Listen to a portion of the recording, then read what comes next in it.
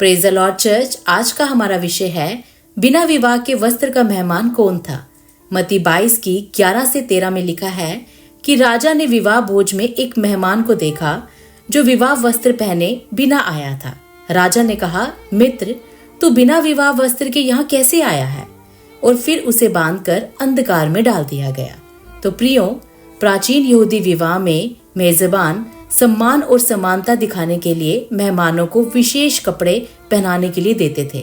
यदि कोई मेहमान इन कपड़ों को पहनने से मना करता तो इसे मेजबान के प्रति अनादर और विद्रोह माना जाता था। इसीलिए इस दृष्टांत में जब एक अतिथि विवाह के वस्त्र के बिना आता है और उसे बाहर निकाल दिया जाता है तो इसका मतलब है कि उसने निमंत्रण को उचित रूप से स्वीकार नहीं किया और विवाह के वस्त्रों की परवाह नहीं की, जो कि प्रभु यीशु मसीह की स्वीकृति, विश्वास और धार्मिकता का प्रतीक है। वास्तव में उस समय ये अतिथि उन यहूदी नेताओं को दर्शाता है जिन्होंने प्रभु यीशु को परमेश्वर के पुत्र के रूप में अस्वीकार किया और उन्हें अपने उद्धारकर्ता नहीं माना। वह मूसा की व्यवस्था या अपने धार्मिक कामों के द्वारा परमेश्वर के राज्य में प्रवेश करना चाहते थे। जैसे रोमियो 10:3 में लिखा है, क्योंकि वह परमेश्वर की धार्मिकता से अनजान होकर अपनी ही धार्मिकता कायम करना चाहते थे, इसीलिए वह परमेश्वर की धार्मिकता के अधीन न हुए।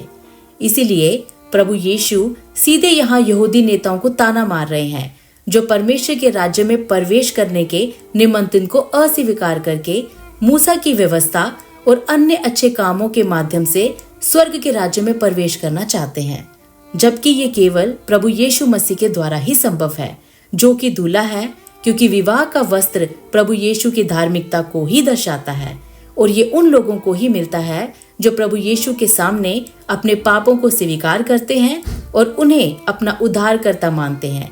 जैसे यशायाह की 61:10 कहती है, उसने मुझे उद्धार के वस्त्र पहनाए और धार्मिकता का चोगा उड़ाया। और विवाह स्वर्ग में होने वाले उत्सव को दर्शाता है, जब प्रभु यीशु मसीह कलीसिया यानी अपनी दुल्हन को अपने साथ ले जाएंगे और हम हमेशा उनके साथ वही रहेंगे।